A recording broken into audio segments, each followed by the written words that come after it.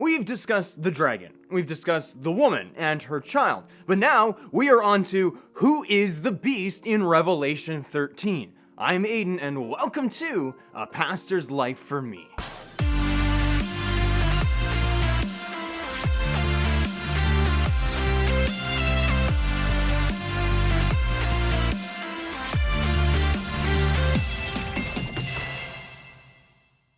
In Revelation 13, we're told of a beast who rises out of the sea. Of course, the question is, who is he? Unlike the dragon, there is no identity given to this character. Does this mean that we don't know? Au contraire, using the principles of examining the text, the identity of the beast is quite clear. The amount of parallels between Old Testament and New Testament prophecy and the beast in Revelation shows us very clearly who he is. But for those of you wanting the sweet and simple and quick answer, he is the Antichrist. However, the answer really isn't that simple. In fact, it's quite complex because of how deep these parallels run. We're not going to cover them all, just enough to prove his identity. There are a list of descriptions given in Revelation 13 about the beast. Here's a chart of just some of them. He is called a beast, has 10 horns, is like a leopard, bear, and lion. No one can stand against him. He speaks great and haughty things, speaks blasphemous words against God, exercises authority for 42 months, makes war on the saints, and has authority over all the earth. Why are these ones important specifically? Because they all have a strong parallel to Daniel chapter 7. In some cases, the phrases in English are almost identical. He is described as a leopard, bear, and lion. In Daniel 7, Daniel sees a vision of 4 beasts. These represent 4 kings, which are pictured as a lion, bear, and leopard, and a terrifying 4th beast. The 4 kings are Babylon, Persia, Greece, and Rome. The terrifying one is connected to past Rome, but more so to the future beast. Now, the order of the 3 pictured animals is in reverse in Revelation compared to Daniel 7. But this is only because Daniel is looking forward, where John is looking backwards. As well, why is the beast described as all 4 of these and not separate? It's because his power, dominion, evil, and greatness will be like as if all 4 kingdoms were combined. This is really only the first parallel, though. He's called a beast in Revelation 13. He's also called a beast in Revelation 7. He has 10 horns, Revelation 13:1. And I saw a beast rising out of the sea with 10 horns, Daniel 7:7. It was different from all the beasts that were before it, and it had 10 horns. Interesting. This is only the 3rd parallel. It's already seeming to be very much connected, but it continues. In Revelation 13:3, it describes him with great power. Daniel 7:19 says, "Then desiring to know the truth about the 4th beast, which was different than all the rest, exceedingly terrifying, with teeth of iron and claws of bronze, which devoured and broke in pieces and stamped what was left with its feet." These are both described as very powerful and great. So much so, Revelation 13:4 quotes the people saying, "Who is like the beast, and who can fight against it?" The description in Daniel 7:19 basically says the same thing, but in verse 23, it is clearly the same. "And it shall devour the whole earth, and trample it down and break it into pieces." This shows that he has dominion over all the earth, and no one is able to stand against him. The beast speaks great and haughty words, even blasphemous words against God. Revelation 13:5-6. "And the beast was given a mouth, uttering haughty and blasphemous words, and it was allowed to exercise authority for 42 months. It opened its mouth to utter blasphemies against God, blaspheming his name and his dwelling, that is, those who dwell in heaven." Compare this with Daniel 7:8 and 25. "And behold, in this horn were eyes like the eyes of a man, and a mouth speaking great things. He shall speak words against the Most High, and shall wear out the saints of the Most High, and shall think to change the times and the law, and there shall be given into his hand for a time, times, and half a time." These say the same thing. Now, there were a couple of time references in these 2 passages. 42 months in Revelation 13:5, and a time, times, and half a time in Daniel 7:25. If you checked out our video on the woman in chapter 12, you'll know that 42 months, a time, times, and half a time, and 1260 days are all the same length of time. 3.5 years. This is another parallel because the beast in both Daniel and Revelation will have this great power and defiance for 3.5 years. Again, showing that these two passages are speaking of the same person. Revelation 13:7. Also, it was allowed to make war on the saints and to conquer them. Daniel 7:21. As I looked, this horn made war with the saints and prevailed over them. Is this not describing the same thing during the same time period? Yes. We have just looked at 8 parallels between these two passages. The parallels are very clear. The beast in Revelation 13 and Daniel 7 are the same person. Great! Now that we've established that, we know who he is. Right? Well, in actuality, this tells us more about his character and what he will do, and not so much who he is.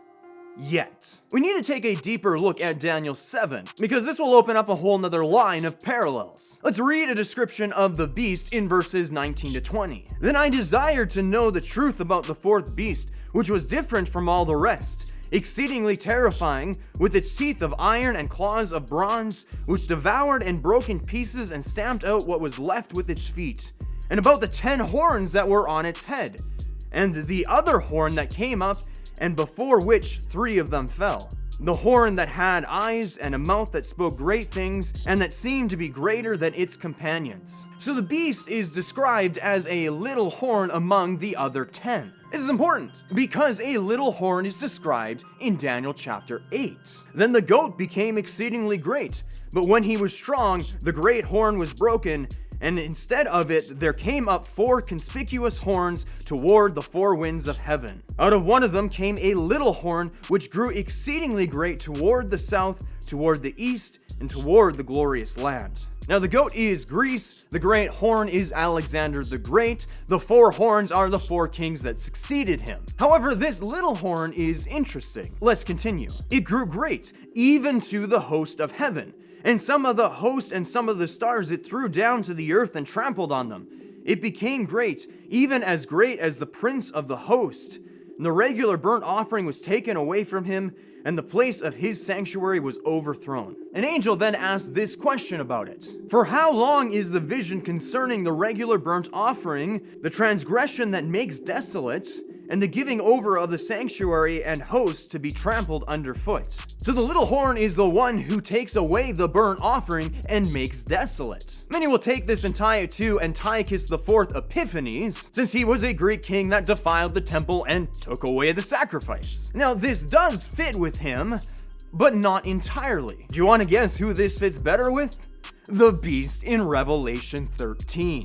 Revelation 13 speaks of the beast being so great that no one can stand against him. It also says, and to it the dragon gave his power and his throne and great authority. In the interpretation of this vision in Daniel 8, verse 24 says, his power shall be great, but not by his own power, and he shall cause fearful destruction, and shall succeed in what he does, and destroy mighty men and the people who are the saints. Speaks of him having great power, but it doesn't come through him. Is this a reference to Satan? I think it's quite likely, especially how he's described. It also speaks of him being great and none being able to stand against him. It speaks of him destroying and making war with the saints. This parallels Revelation 13 and Daniel 7. He's going to destroy many people, which the beast in Revelation also does. Daniel 8:25 is interesting. Without warning, he shall destroy many, and he shall even rise up against the prince of princes,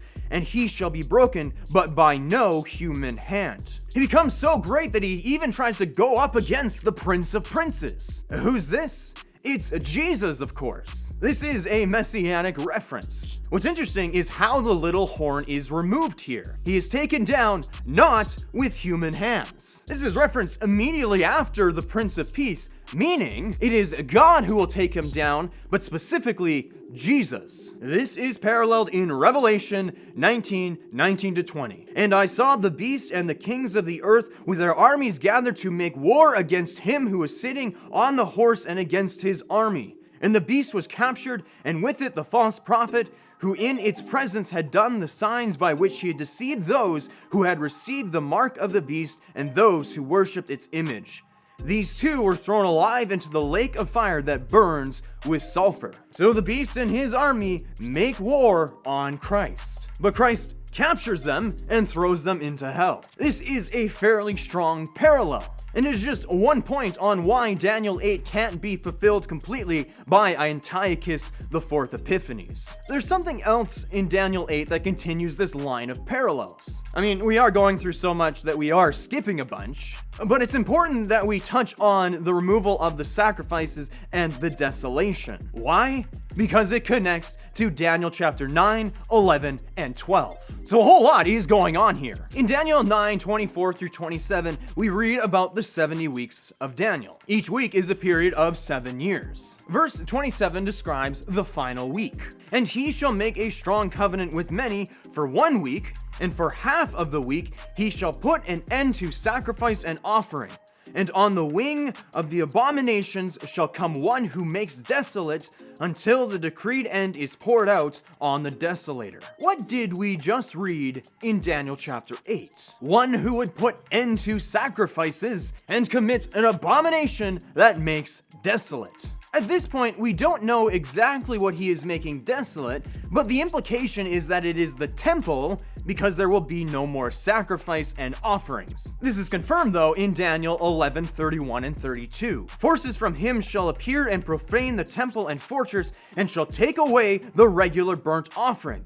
And they shall set up the abomination that makes desolate. He shall seduce with flattery those who violate the covenants, but the people who know their God shall stand firm and take action. Whoa! There's a lot going on here, and a lot of parallels that we've already looked at. This confirms that the abomination and the desolation are a part of the temple. We don't exactly know what the abomination is yet, except the link to a person and the removal of sacrifice. We will learn for sure what it is in a bit though. This passage also speaks of the covenant in Daniel 9:27 and the persecution of the saints. They won't listen to this ruler, so he will seek to destroy them. Daniel 11:36 lists even more parallels. And the king shall do as he wills. He shall exalt himself and magnify himself above every god, and shall speak astonishing things against the God of gods. He shall prosper till the indignation is accomplished, for what is decreed shall be done. So again, he is described as great and unstoppable, one who speaks haughty and blasphemous things against God. Except here, it describes him as going as far as to say that he is God himself. Perhaps this is what the abomination is. He goes into the temple, removes the sacrifices, and declares himself to be God. There is another reference to the abomination who makes desolate in Daniel 12:11, but that would be a whole nother rabbit hole to go down, perhaps in another video. Let's go back to Daniel 9:27. So far we've learned that the beast in Revelation 13 is the same as the fourth beast in Daniel 7 and the little horn in Daniel 7 and 8. And that he is linked to the abomination who makes desolate, likely being it himself. There's a reference to time in Daniel 9:27, 1 week and the latter half of that week. I've already told you that a week is a period of 7 years. Therefore, a half week is 3.5 years. Wait a second. That time period sounds very familiar. That is because a half week is the same time length as a time times and half a time, 42 months and 1,260 days. It's 3.5 years. That means this is another parallel point with Daniel 7 and 12, which use a time times and half a time, as well as Revelation 13, which uses 42 months. There's also a connection to Revelation 12 and the 1,260 days, but we won't get into that now. What is this telling us? The same person is prophesied about in all of these chapters. The beast John sees is the same person Daniel saw many centuries earlier. Now again, some will say that Daniel 9:27 is Antiochus the Fourth Epiphanes, that he is the abomination of desolation. But this doesn't work. Though he fits much of it, again, he does not fit all of it. Therefore, he fits better with a typology rather than fulfillment. Jesus speaks of the abomination of desolation in Matthew 24. So when you see the abomination of desolation spoken of by the prophet Daniel standing in the holy place, the reader understands, then let those who are in Judea flee to the mountains. So now we have more confirmation that this abomination is him being in the temple as if he is God. But Jesus says, when you see. You get the impression from the English that this hasn't happened yet. Now the Greek could be translated as if it's in the past, when you saw, but this makes no sense in the context because the command to flee is in the present. Pairing this with the use of the future tense throughout this passage, it renders that translation as impossible. Jesus says, "For then there will be great tribulation, such as has not been from the beginning of the world until now, no, and never will be." Jesus is speaking of the future here. Therefore, the abomination of desolation had not happened by the time of Christ, meaning he's not Antiochus Epiphanes. So some will take this on to Titus, who destroyed Jerusalem in 70 AD. But again, this doesn't really fit. Why? Well, one reason is the time of trouble wasn't really 3.5 years. And it definitely was not a time of greater trouble. It could be easily argued that World War II was a far greater time of distress and trouble than this event in 70 AD. It also doesn't work because of how the time of trouble ends. Verse 30 and 31. "Then will appear in heaven the sign of the Son of Man, and then all the tribes of the earth will mourn, and they will see the Son of Man coming on the clouds of heaven with power and great glory. And he will send out his angels with a loud trumpet call, and they will gather his elect from the four winds, from one end of heaven to the other." The time of trouble ends with Christ's return. Therefore, this period of 3.5 years has not happened yet. Jesus describes it, and it's picked up in Revelation and called the Great Tribulation. This is in reference to the latter half, but the entire 7-year period hasn't happened yet. So it is clear that the beast in Revelation 13 is the one who will commit the abomination of desolation. It is interesting because this too leads down yet another line of parallels that we have not yet discussed. 2 Thessalonians chapter 2. Paul says, "Let no one deceive you in any way, for that day will not come unless the rebellion comes first, and the man of lawlessness is revealed, the son of destruction." The day Paul is speaking of is the day of the Lord, the second coming of Christ. Paul speaks of the man of lawlessness. Some translations will render that as the man of sin. This is a parallel to the abomination of desolation. Back in Daniel chapter 11, it linked the abomination to the transgression. The man who commits the abomination and makes desolation is a man of sin. This is also confirmed by Paul in verse 4, "Who opposes and exalts himself against every so-called God or object of worship, so that he takes his seat in the temple of God, proclaiming himself to be God." Wow! What does this tell us? We have another passage speaking of the same person. Both the man of lawlessness and the abomination of desolation both become